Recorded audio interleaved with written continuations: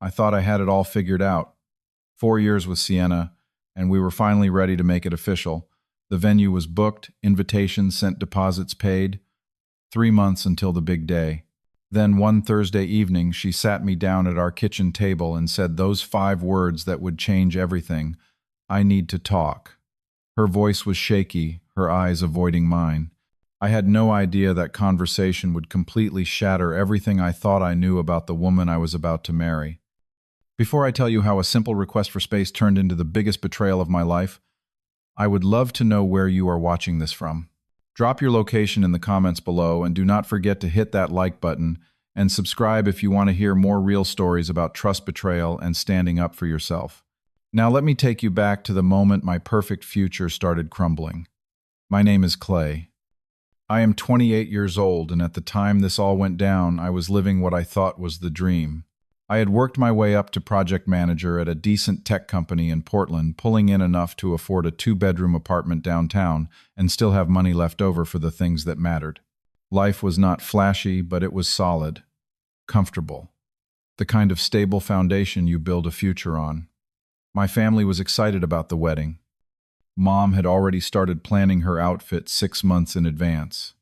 Dad kept making jokes about finally getting rid of me, but I could see the pride in his eyes every time he talked about it. My younger sister Harper, who was 24 at the time, had agreed to be one of the groomsmen, which we thought was pretty cool and modern. Then there was Sienna. 27 years old, worked as a marketing coordinator for a startup downtown. We met 4 years earlier through a mutual friend at this brewery in Northeast Portland. It was one of those perfect autumn evenings, the kind where the air smells like rain and wood smoke. She walked in wearing this yellow sundress, and I swear the whole room got brighter. We started talking about hiking trails, discovered we both loved camping, and by the end of the night I had her number. Those first 2 years were incredible. We did everything together. Backpacking trips through the Cascades, road trips down the coast, concerts in the park. She was adventurous and spontaneous, always pushing me to try new things. I loved that about her. I had always been the practical, careful type, and she brought this energy into my life that I did not know I was missing. After 2 years of dating, we moved in together. It felt like the natural next step. We found a place with big windows that let in tons of natural light, and we spent weeks decorating it together, picking out furniture, arguing over paint colors. She wanted the bedroom walls sage green. I wanted them gray. We compromised on a soft blue that made the morning light look amazing. Year 3 was when I started thinking seriously about proposing. I wanted it to be special, so I planned this weekend trip to the Oregon coast. We stayed at this little cabin right on the beach. On Saturday morning, I woke up early and left a note telling her to meet me down by the water. When she walked out in her sweatshirt and bare feet, hair messy from sleep, I got down on one knee right there in the sand. She cried, said yes before I even finished asking. It was perfect. The wedding planning started almost immediately. Sienna was so excited, or at least she seemed to be. We toured venues together, tasted cakes, argued about whether to have a DJ or a band. We settled on this beautiful barn venue about 30 miles outside the city. Rustic but elegant. We put down a $3,000 deposit. Then the photographer another $2,500. Catering $1,500 more. We sent out save the dates to 120 people, both our families, friends from college, co-workers, everyone we loved in one place. The wedding was set for late September, which gave us about 9 months to plan. We split the cost down the middle, made spreadsheets, color-coded calendars. Everything was organized and on track. Sienna seemed genuinely happy about all of it. She would send me Pinterest boards at 2 in the morning with flower arrangements and table settings. But there was one thing I did not pay enough attention to at the time. Sienna had this group of friends from college, 4 women she had stayed incredibly close with over the years. Brooke, Madison Kendra, and Amber. They had a group chat that was constantly blowing up her phone. They did girls' nights every couple weeks, bar hopping downtown, brunch on Sundays. I thought it was great that she had such close friendships. I never wanted to be the kind of guy who got jealous of his partner having a life outside the relationship. These women had been planning a big trip to Europe for years. They talked about it constantly. Paris, Rome, Barcelona, Amsterdam. 3 full weeks exploring the continent. They had always said they would do it before anyone got married or had kids. Before real life locked them down, as they put it. I knew about the trip. Sienna had mentioned it plenty of times. I just did not realize the timing would become an issue. It was a Thursday evening in June, 3 months before the wedding. I came home from work around 6:30, tired from a long day of back-to-back meetings. The apartment was quiet when I walked in, which was unusual. Normally, Sienna would be cooking or watching something on TV. Instead, I found her sitting on the couch, hands folded in her lap, staring at nothing. "Are you okay?" I asked, dropping my bag by the door. She looked up at me, and I could see she had been crying. Her eyes were red mascara, slightly smudged. "I need to talk to you about something important," she said. My stomach dropped. Those words are never good. I sat down next to her, trying to read her face. "What is wrong? Did something happen?" She took a deep breath. "You know the Europe trip I have been planning with the girls. We finally booked everything. We leave in 6 weeks. Okay," I said slowly. "I knew this was coming eventually." "That is great. You have been wanting to do this forever." She nodded, but did not look relieved. "The thing is, Clay, I have been thinking a lot lately. About us. About the wedding. About everything. Now, I was really worried. All the vendors are canceled. Do not bother coming back to the apartment. I will pack your things and you can arrange to pick them up." Then I blocked her number on my phone. For 3 hours, nothing happened. I spent that time going through the apartment, pulling out everything that belonged to her. Clothes from the closet, shoes, toiletries from the bathroom, books from the shelf. Every item was a reminder of the life I thought we were building together. "Are you saying you are having second thoughts about marrying me?" "No," she said quickly. "I love you. I do. But I need this time for myself, to be young and free one last time before I settle down. Before everything becomes about being someone's wife." The logic made no sense to me. We had been together for 4 years. We lived together. We had already built a life. What did she need to figure out? But I also did not want to be controlling. I did not want to be the guy who told his partner she could not have space if she needed it.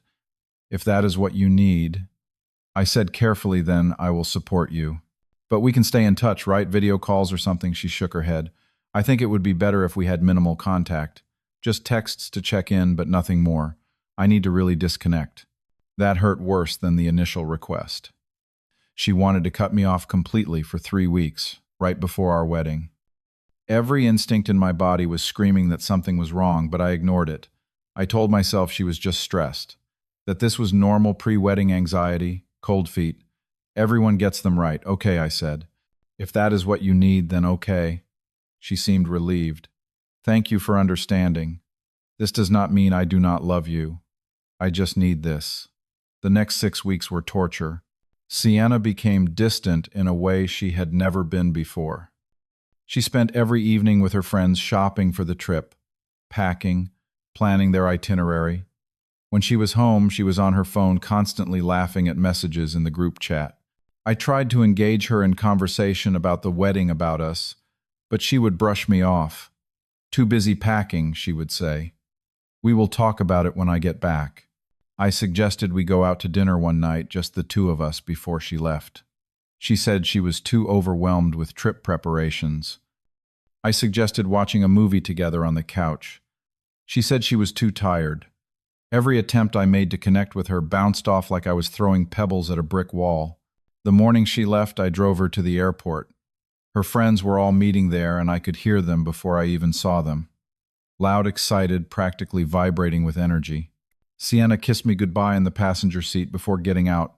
"I will miss you," she said, but her voice sounded hollow, like she was reading from a script. I watched her walk through the sliding doors into the terminal, her rolling suitcase bumping along behind her. Her friends surrounded her immediately, all talking at once, and she disappeared into their circle. I sat in the car for 10 minutes after she was gone, this heavy feeling in my chest that I could not shake. Then, I drove home to an empty apartment that suddenly felt way too big. The first week was quiet. Sienna sent me a text the day she landed. Made it to Paris. Talk later, I replied immediately. Have fun, miss you. She did not respond for 2 days. I tried to focus on work, but it was hard. I kept checking my phone, hoping for a message that never came. I would see notifications, and my heart would jump only to realize it was just work emails or spam. At night, I would lie in bed staring at the ceiling, wondering what she was doing, if she was thinking about me at all. She posted on Instagram occasionally. Pictures of the Eiffel Tower, croissants and coffee at a sidewalk cafe, her and the girls posing in front of the Louvre. Everything looked perfect, happy, like she did not have a care in the world, like she was not 3 months away from marrying someone she had just asked for a break from. By the second week, something changed. I was scrolling through Instagram one night after work and I saw a new story from Sienna. It was a video taken at some club in Rome. Flashing lights, loud music, her and her friends dancing. But there was someone else in the frame. A guy, tall dark hair, standing close to Sienna, really close. His hand was on her shoulder. I stared at the screen, telling myself it was nothing, just some random person. Clubs are crowded, people stand close to each other. It did not mean anything. But then the next story posted. A picture this time. The same guy sitting next to Sienna at a restaurant. They were both laughing at something. Not a peck on the cheek. A full-on romantic hands on his face kind of kiss. The caption read, "So happy to see our girl finally free and having fun. Finally free. Like she had been trapped. Like being with me had been some kind of prison sentence." I took a screenshot immediately, my hands shaking so badly I almost dropped my phone. Then I scrolled through the comments. Kendra had written, "She deserves this after being tied down for so long." Brooke had replied, "Best decision she ever made." Why, Harper paused. I do not want to freak you out or anything, but there is this guy in like all her recent posts. Do you know who he is? I told Harper the same thing I had been telling myself. It was probably just someone they met while traveling. People make friends on trips all the time. But even as I said it, I did not believe it. Look, Harper said carefully, I am not trying to start drama, but something about this feels off. Just keep an eye on it, okay? You deserve better than to be left in the dark. After we hung up, I went back through Sienna's Instagram more carefully. The guy was not just in a few random photos. He was in almost everything she had posted for the past week. Group dinners, sightseeing, beach photos, and in one particular picture taken at sunset on what looked like a rooftop in Santorini, Sienna was leaning into him, really leaning, like they were more than just casual acquaintances. The caption said, "Living my best life." The comments were full of heart emojis from her friends. Brooke had written, "You two look so cute together." Madison had replied with a string of fire emojis. My stomach turned. I called Sienna. It rang 6 times before going to voicemail. I tried again. Same thing. So I texted, "Sienna, we need to talk. Who is this guy in all your photos?" Her response came an hour later. "Clay, I told you I needed space. Why are you stalking my Instagram? This is exactly why I needed a break. I felt like I had been slapped. I am not stalking anything. I am your fiancé. I think I have a right to know what is going on. I will talk to you when I get back. Stop being so insecure," that word, insecure, like I was the problem for noticing that my future wife was posting couple-style photos with another man while on a break she had asked for. I called my best friend Trevor that night, told him everything. He listened without interrupting, which I appreciated. When I finished, there was a long silence. "Dude," he finally said, "this does not sound right. A break right before the wedding, and now she is all over some other guy on social media. You need to find out what is really going on, how she will not even talk to me. Then look deeper. Check her friends' accounts. See if there is anything she is not tagging you in." I felt gross doing it, like I was violating some unspoken rule. But I was desperate. So I went through the Instagram accounts of all four of Sienna's friends. Brooke's was private, Kendra's was mostly food photos, Amber's had not been updated in weeks. But Madison's account was public, and when I scrolled back a few days, I found something that made my blood run cold. It was a photo taken at a rooftop bar, golden hour lighting, city skyline in the background. And there in the center of the frame was Sienna kissing the mystery guy. The caption said, "Living my best life." The comments were full of heart emojis from her friends. Brooke had written, "You two look so cute together." Madison had replied with a string of fire emojis. My stomach turned. I called Sienna. It rang 6 times before going to voicemail. I tried again. Same thing. So I texted, "Sienna, we need to talk. Who is this guy in all your photos?" Her response came an hour later. "Clay, I told you I needed space." The caption said, "Living my best life." The comments were full of heart emojis from her friends. Brooke had written, "You two look so cute together." Madison had replied with a string of fire emojis. My stomach turned. I called Sienna. It rang 6 times before going to voicemail. I tried again. Same thing.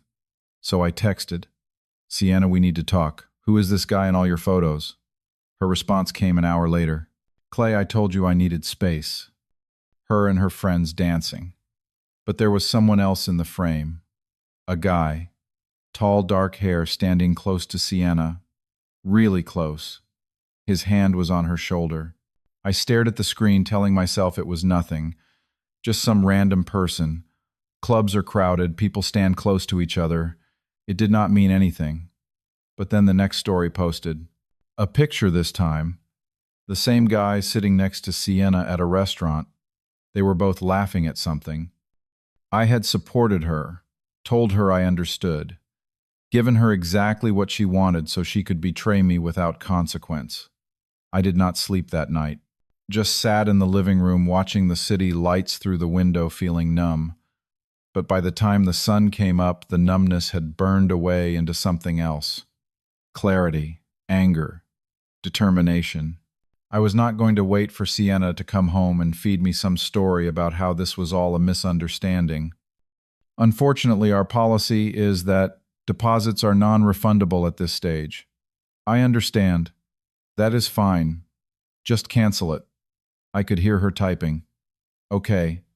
I will send you a confirmation email. Again, I am really sorry. Do not be, I said. I am dodging a bullet.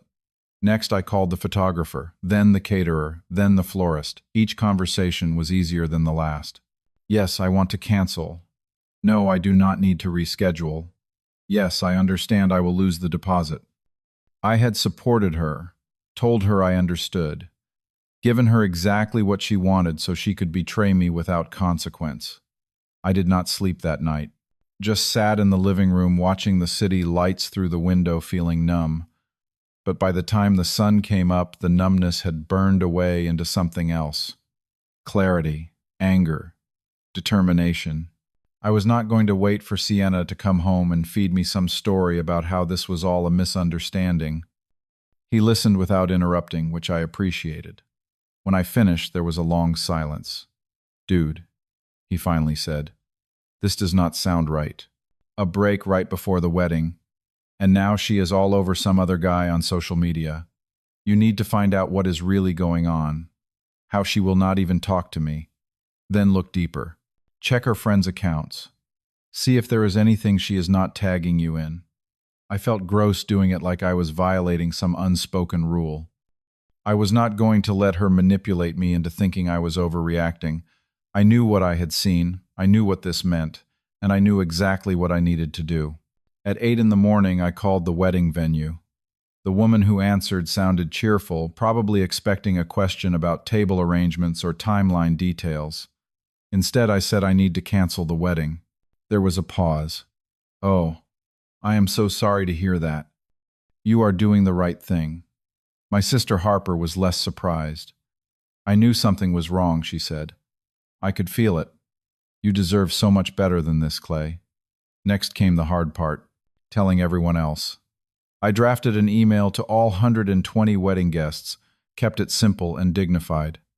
Dear friends and family, I regret to inform you that the wedding between Sienna and me has been canceled. I appreciate your understanding during this difficult time. I had supported her, told her I understood, given her exactly what she wanted so she could betray me without consequence. I did not sleep that night.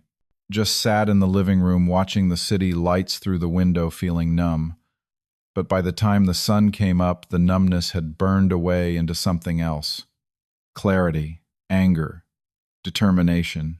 I was not going to wait for Sienna to come home and feed me some story about how this was all a misunderstanding. He listened without interrupting, which I appreciated. When I finished, there was a long silence. "Dude," he finally said, "this does not sound right. A break right before the wedding, and now she is all over some other guy on social media. You need to find out what is really going on, how she will not even talk to me. Then look deeper. Check her friends' accounts. See if there is anything she is not tagging you in." I felt gross doing it, like I was violating some unspoken rule. "Thank you for your support." I did not go into details, did not air the dirty laundry, just gave them the facts and left it at that. Within an hour, my phone was blowing up with calls and texts from concerned relatives and friends, but I did not answer most of them. I just needed to get through the next part. I texted Sienna from my laptop so I could type out everything I needed to say without my hands shaking too much. "I know about Luca. I saw the photos. The wedding is canceled." I replied once. "I saw you kissing him. I saw his Instagram. I saw what your friends wrote. A break was just your way of cheating without guilt. We are done. Do not contact me again." Then I blocked that number too. I called Sienna's mom, which was one of the hardest calls I have ever had to make. She was a sweet woman who had always treated me like family. "I am sorry," I told her, "but Sienna and I are no longer together. I have her belongings packed. Can someone come pick them up?" She was shocked, started asking questions, but I kept it vague, just said things did not work out, and left it at that. She said she would send Sienna's brother by the next day. 2 weeks later, Sienna returned to the States. I knew because I got a notification that someone was at the apartment building door. The camera showed it was her. She buzzed multiple times, but I had already changed the locks. Eventually, she gave up. She tried texting from yet another new number. "Clay, please. I made a mistake. I love you." Luca meant nothing. I was confused. "Please give me another chance. We can still fix this. The wedding can still happen." I did not reply. She showed up at my workplace the next day, but security would not let her up without my permission. I told them to send her away. Her friends tried to reach out too. Messages from Brooke and Madison trying to defend Sienna, saying I was being too harsh, that I did not understand the full situation. I blocked them all. Some of our mutual friends reached out confused about what happened. I kept my explanation simple. She cheated during the break she asked for. That is all you need to know. Word spread quickly after that. Within a few weeks, most of our social circle knew the truth. I did not have to say much. The story spoke for itself. I heard through Harper that Sienna's reputation had taken a hit, that people were talking, that she was upset about how everything went down. But I did not feel bad about it. Actions have consequences. She made her choices. Now she had to live with them. The first few months after everything fell apart were rough. I will not lie. Some days I felt okay. Other days I felt like I had been hit by a truck. I threw myself into work, picked up extra projects, stayed late at the office. Anything to avoid going home to that empty apartment full of memories. Trevor dragged me out hiking most weekends, forced me to get outside, breathe fresh air, remember that there was a world beyond my failed relationship. Harper came over once a week to cook dinner and watch movies. My parents called every few days just to check in. I was lucky to have people who cared. I started going to therapy, which helped more than I expected. My therapist helped me work through the anger and hurt. Helped me see that what Sienna did was not a reflection of my worth. That someone else's betrayal did not mean I was not enough. It just meant they were not the right person. After a few months, I started to feel like myself again. I joined a rock climbing gym and met new people. Started going to concerts again. Took a solo road trip up the coast just because I could. Slowly, the weight I had been carrying started to lift. I realized looking back that there had been red flags I ignored. Times when Sienna prioritized her friends over our relationship, comments she made about feeling like she was missing out on her 20s. The way she always seemed to be looking for the next adventure instead of appreciating what we had. I had overlooked all of it because I loved her. Because I thought love was supposed to be about compromise and understanding. But I learned something important through all of this. A break before a major commitment is not a red flag. It is a massive warning siren. If someone needs space right before promising to spend their life with you, they are showing you they are not ready, and you should believe them. 6 months after the canceled wedding, I was in a completely different place. I got promoted at work, started dating casually, nothing serious, just enjoying meeting new people without pressure. I was happy. Actually happy. Not pretending, not trying to convince myself, just genuinely content with my life. I heard through mutual friends that Sienna and Luca broke up. Apparently he was seeing other women the whole time, which would be funny if it was not so predictable. I also heard that Sienna regretted everything, that she tried to reach out to me multiple times through people we both knew. But I never responded. There was nothing left to say. I do not hate Sienna. I do not wish bad things for her. I just do not think about her much anymore. She is part of my past, a chapter that taught me important lessons about self-respect and boundaries. And honestly, I am grateful it happened when it did. Better before the wedding than after. Better to learn who someone really is before you legally bind yourself to them. Looking back now, I can say with complete certainty that canceling that wedding was the best decision I ever made. It hurt at the time. Cost me money and pride and months of emotional recovery, but it also freed me. Freed me from a relationship that was not built on solid ground. Freed me from someone who did not value what we had. Freed me to find something better. If someone asks for a break before a major commitment, believe them when they show you they are not ready. Trust your gut when something feels wrong, because it usually is. And never ever compromise your self-respect for someone who does not respect you first. That canceled wedding was not an ending. It was a beginning. She tried texting from yet another new number. Clay, please. I made a mistake. I love you. Luca meant nothing. I was confused. Please give me another chance. We can still fix this. The wedding can still happen. I did not reply. She showed up at my workplace the next day, but security would not let her up without my permission. I told them to send her away. Her friends tried to reach out too. And if this resonated with you, please hit that like button, subscribe to the channel, and share this with someone who might need to hear it. Thank you for listening to my story. I hope it reminds you that you deserve honesty, respect, and someone who chooses you every single day without needing a break to figure it out. Take care of yourselves out there, and remember that sometimes the best thing that can happen is the thing that does not happen at all.